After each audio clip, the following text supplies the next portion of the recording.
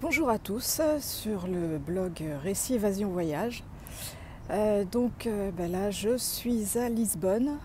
Comme vous pouvez le voir derrière moi, il y a un superbe drapeau portugais qui flotte. Il fait un temps magnifique et je suis dans un parc hyper sympa. Et à la base, je voulais faire cette vidéo à bord d'un petit tramway qui parcourt les petites rues de Lisbonne. Mais bon, c'était compliqué, il y avait du monde, il y avait beaucoup de bruit, donc c'était un petit peu compliqué. Donc là, je suis dans un endroit beaucoup plus calme. Et alors, il m'est arrivé un truc assez sympa aussi. C'est qu'au moment où je voulais démarrer cette vidéo, il y a toute une école, je pense que c'est une école, il y a à peu près 200 étudiants qui sont arrivés, tous en costume noir, avec un habit traditionnel. Et ils ont défilé dans le parc et ils ont chanté leur chanson, j'imagine, la chanson de leur fac, de leur université. Et c'était un truc vraiment incroyable. Ils avaient une pêche et je vous mets tout de suite quelques images.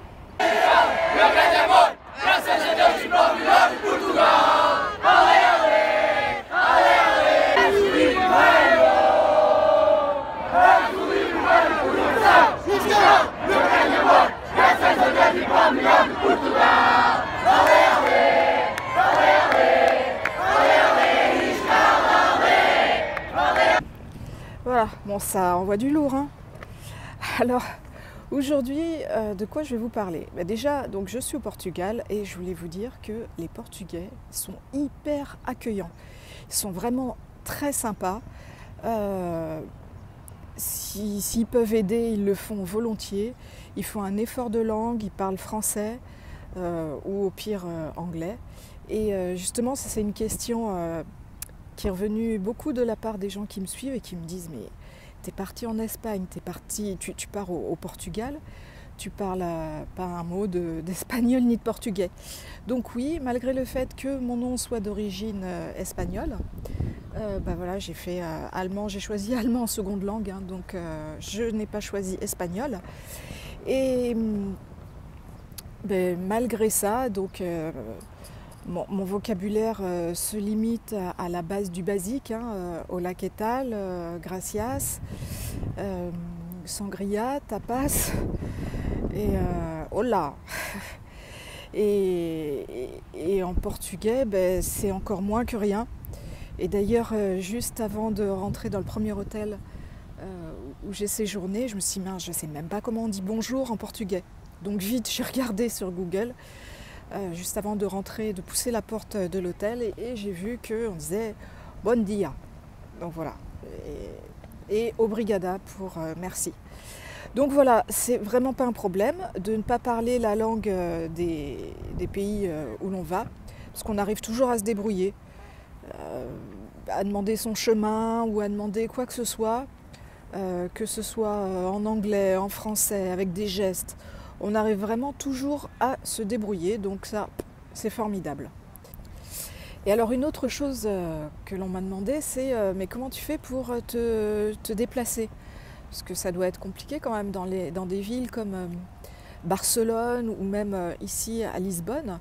Parce que bien évidemment je ne prends pas la voiture, enfin j'ai laissé la voiture à l'hôtel et voilà, et après je sillonne sans prendre la voiture parce que c'est compliqué.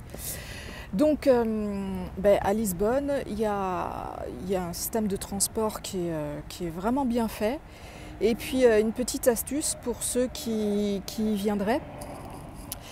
Au lieu de payer à chaque fois les tickets de métro, les tickets de bus ou les tickets de tramway, vous avez une espèce de passe sur 24 heures qui vous permet, donc c'est un billet unique qui vous permet d'emprunter tous les types de transports et qui coûte 6,20 €, 6,30 € pour la journée. Donc, et c'est à volonté. Donc c'est quand même vachement sympa. Tout est super bien indiqué. Le métro, ben, il est simple, il suffit de savoir où on va. Donc pour décider quelle ligne on prend, ben, on voit d'abord où on veut aller, quel est le point d'arrivée, et puis on remonte jusqu'au point de départ, plutôt que l'inverse. Voilà, c'est plus facile de faire à l'envers. Et comme ça, on voit les changements quand c'est nécessaire. Après, pour les bus ou les petits tramways, ben moi, ce que j'ai fait, c'est que j'ai pris un peu au hasard. Voilà, je suis tombée sur un tramway, je ne savais pas du tout où il allait. Et je me suis dit, bah, on est là pour se balader, hein, pour visiter, donc ben, autant le faire jusqu'au bout. Et je suis partie. Et je suis descendue à un endroit où je ne savais pas du tout où j'étais. J'ai réussi à me repérer sur le plan et puis ben après, voilà, je suis partie vers de nouveaux horizons et prendre un nouveau bus, prendre un nouveau tramway. Donc franchement, il ne faut pas du tout que ce soit anxiogène. Le fait de se dire je ne parle pas portugais et je ne connais rien dans les transports de Lisbonne. C'est vraiment très bien indiqué. Donc il faut vraiment profiter de cette journée et ne pas hésiter à bouger, à aller dans les différents quartiers. Plus ça monte, ça descend, c'est assez... Quand on le fait à pied, c'est assez physique. Il y a plein d'escaliers. Mais c'est une ville, et je vais encore utiliser le mot que j'emploie régulièrement, c'est une ville magnifique. Vraiment avec des gens super sympas. Voilà, ben j'espère que cette petite vidéo vous a plu. Donc n'hésitez pas à le faire savoir avec le petit pouce bleu si vous l'avez aimé. N'oubliez pas aussi pour les nouveaux arrivants de vous abonner à la chaîne pour voir les futures vidéos. Et puis ben, si vous êtes déjà venu à Lisbonne, n'hésitez pas à laisser vos impressions dans les commentaires. C'est chouette d'échanger sur ce qu'on a pu vivre et voir dans cette magnifique ville. Donc moi je vous dis à la prochaine vidéo et puis à bientôt. J'allais chercher à vous dire au revoir en portugais, mais je ne sais même pas comment on dit au revoir en portugais. C'est une honte. Bon, ciao.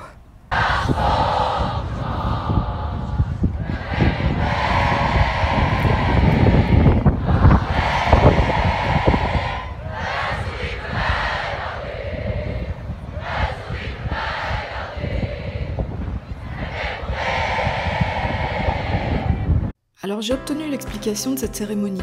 Je suis allée voir 2 étudiants pour leur poser directement la question. Donc, il s'agit de l'ISEG, l'Institut supérieur d'économie et de gestion de Lisbonne. Et c'est la plus grande des universités portugaises. Donc ce rassemblement est un rituel organisé pour les nouveaux étudiants qui commenceront leur année en septembre. Et aujourd'hui, ben, ils revêtissent pour la première fois leur uniforme. C'est la tenue officielle de leur université. Donc ils défilent dans le Parque Eduardo VII en chantant leur cri de guerre, en chantant la chanson officielle de leur promotion. Et cette fin d'année scolaire correspond un peu à leur premier jour, à leur rite de passage. Donc les anciens souhaitent la bienvenue aux nouveaux.